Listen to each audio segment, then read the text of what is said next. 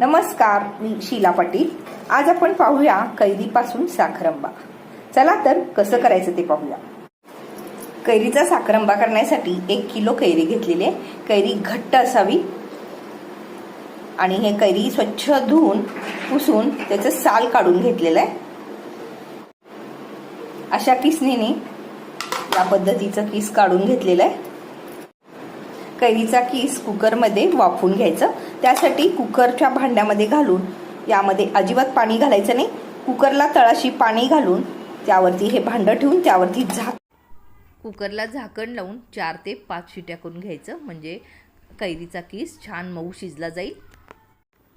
आता एका नॉनस्टिक किंवा स्टीलचा पॅन घ्यायचा, त्यामध्ये 800 ग्रॅम साखर घालायचं। कमी आंबट असल्यामुळे 800 ग्रॅम पुरेसे होतं आणि त्यामध्ये 500 मिली पाणी घालून 1 तारी पाक होऊ द्यायचा।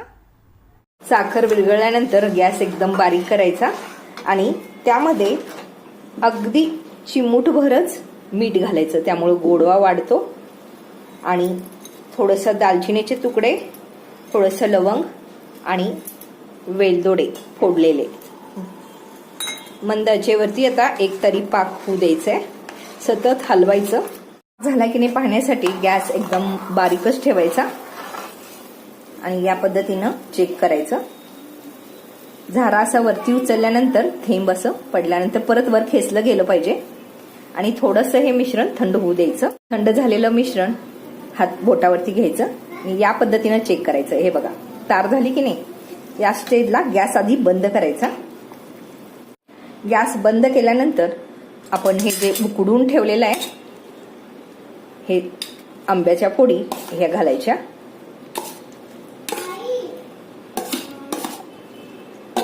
परत गॅस सुरू करून हे सर्व मिश्रण छान एकत्र करायचं।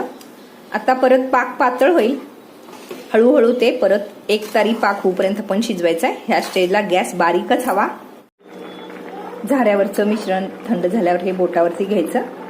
हे बघा 1 तारी पाक तयार झालेला आहे। या स्टेजला गॅस बंद करायचा, मिश्रण पूर्ण हलवून घ्यायचं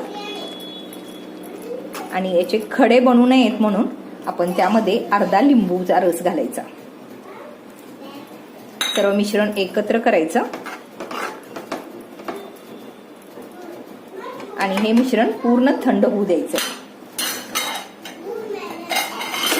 थंड करण्यासाठी त्यावरती अशी जाळी झाकून ठेवायचं, म्हणजे त्यातली गरम हवा बाहेर निघून जाते आणि पूर्ण थंड होते। हा बघा साखरंबा आता पूर्ण थंड झालाय।